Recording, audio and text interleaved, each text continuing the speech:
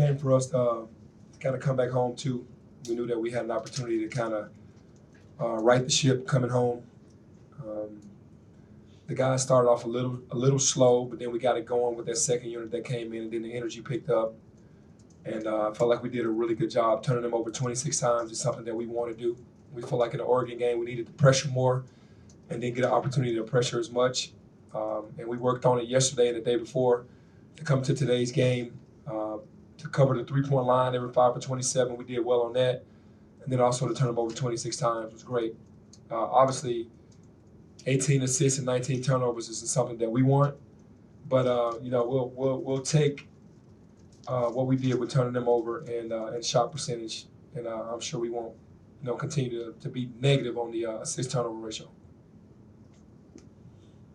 Coach, you said you didn't want to play Precious at the 5, and you started with him and Lance out there. What were your thoughts with them two out there, and also when bringing in Isaiah and DJ as well? Yeah, Isaiah actually deserved more minutes tonight. I just tried to get Precious going.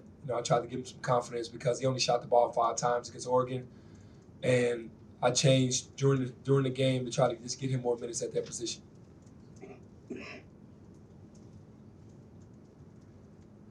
Okay. Sorry. Yeah, just to build on that, without James for however long you end up not having him, what did you learn anything today that will help you moving forward in terms of what are the best lineups, what are the best sets, what are the best things you need to do when you don't have him, or do you not want to change too much because you know he's going to be back eventually? Yeah, guys, no, we don't want to change too much because we know he's going to be back eventually, earlier than later. But the guys can just slide over and understand. They already understand the rotations. They understand the offensive side and the defensive side of what we want. And, we're not going to change too much.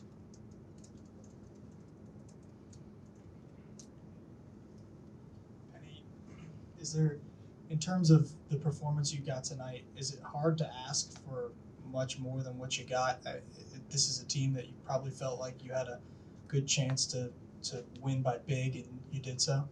Yeah, well, I'm a coach. You always ask for much more. You know how coaches are. Nothing's ever perfect. We always need more. But when we play in these games, and like I said, there's no knock on Alcorn. We were supposed to win this game.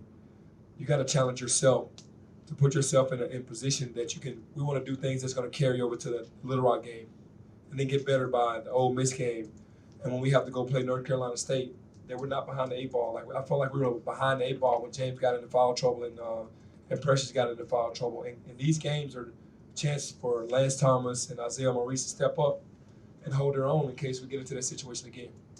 Penny, I think everybody knew about Lester's shooting ability coming in. Have you been surprised at all by his hustle and his ability to rebound and pretty much play all over the floor? You know what? Actually, when we recruited him, we saw that side of him more so than the shooting side. We saw the grittiness and the toughness and being able to get a basket when he needed, get a tough rebound, take charges, do all the small things that help teams win. So we see that every day in practice. So we knew that when we were recruiting him.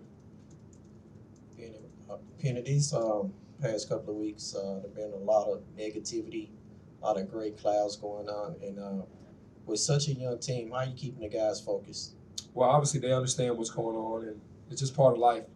Nothing that we can do about it right now. We just have to continue to try to focus as hard as we can, and we just keep everything right in front of us. It's on to the next play. We talk about next play, next game, and that's it. The guys understand what's going on, and we know we still got to win basketball games, and that's what our goal is, and that's where we are right now mentally.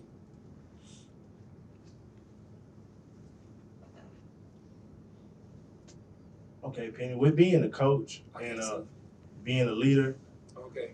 and something I kind of noticed throughout the game, like at least every 2 or 3 plays, the guys kind of huddle up and they talk about it for a second. Describe the importance that of the players being a leadership more than also you. Yeah, obviously, you want your point guard to be an extension of you. And the huddle is just kind of reiterate what's going on. If things are out of order, straighten them back up, and what the next play is on defense or what the next play is going to be on offense or whatever. So it's very important that the guys police themselves and that they don't hear my voice all the time. I think that's very important. Penny, as you're going through this Wiseman stuff, it occurred to me you had to sit out for a year once upon a time, a long time ago. Does that in a way help you relate to what James is going through? And when you look back at that, was it fair? Does it frame at all your sense of the NCAA? Like, you're obviously a smart guy, like you had to sit out for you. Yeah, I don't really, match the two because, I just didn't take care of business, academically through the ACT. I really didn't take it. I took it for granted and thought that it was just going to be easy, and it didn't happen for me. In this situation with James, obviously we know he's an innocent kid that's just wondering why he can't play. It's a total difference.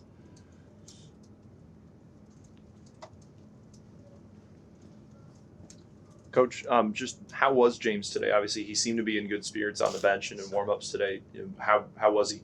No, he's great. To be taking on this whole entire situation and having to be in the public eye at the same time. You can't handle it inwards. You're out in the public eye and everybody's talking to you about it. He's handling it well. Today he was in great spirits for sure. Lester's performance was pretty good. No, I mean, he was 7 of 8 from the field, 6 of 7 from the line, 1 of 2 from 3, and had 10 rebounds. Is it more of what you envisioned from him? Yeah, that's more of what we need from him. I think he's slowly emerging as a guy that we can get a basket from. He's just tough baskets, getting to the basket, finishing strong.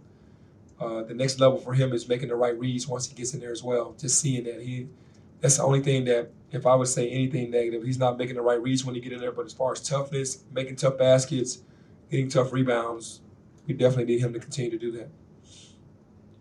Got time for one more? Was there ever a moment where you thought you tried to put James in and realized you couldn't? No. No.